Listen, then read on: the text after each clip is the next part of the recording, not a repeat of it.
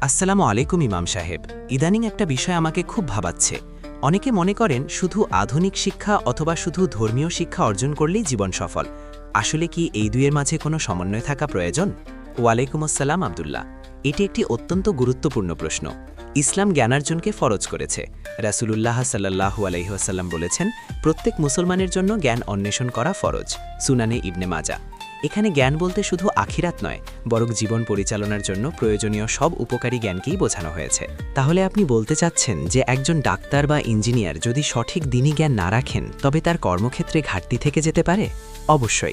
দ্বীনি শিক্ষা আমাদের নৈতিকতা ও আল্লাহর ভয় শেখায়, অন্যদিকে আধুনিক শিক্ষা আমাদের দুনিয়াবী উন্নতির পথ দেখায়। যদি এই দুটো সমন্বয় না থাকে, তবে মানুষ শিক্ষিত হলেও চরিত্রবান বা পরোপকারী নাও হতে পারে। তার মানে একজন ভালো মুসলিম হওয়ার জন্য আমাকে দুনিয়াবী জ্ঞান এবং দ্বীনি জ্ঞান উভয় ক্ষেত্রেই দক্ষ হতে হবে। একদম ঠিক। দ্বীনি জ্ঞান আপনাকে পথ দেখাবে কিভাবে আল্লাহর সন্তুষ্টির জন্য আধুনিক জ্ঞানকে ব্যবহার করতে হয়।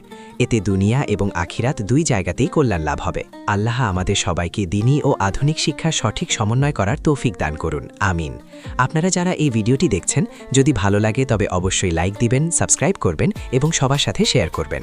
আর আপনাদের যদি ইসলামী কোনো বিষয়ে কিছু জানার থাকে, তবে আমাদের কমেন্ট করে জানান। আমরা অবশ্যই সেই বিষয়ের ওপর ভিডিও বানানোর চেষ্টা করব, ইনশাআল্লাহ।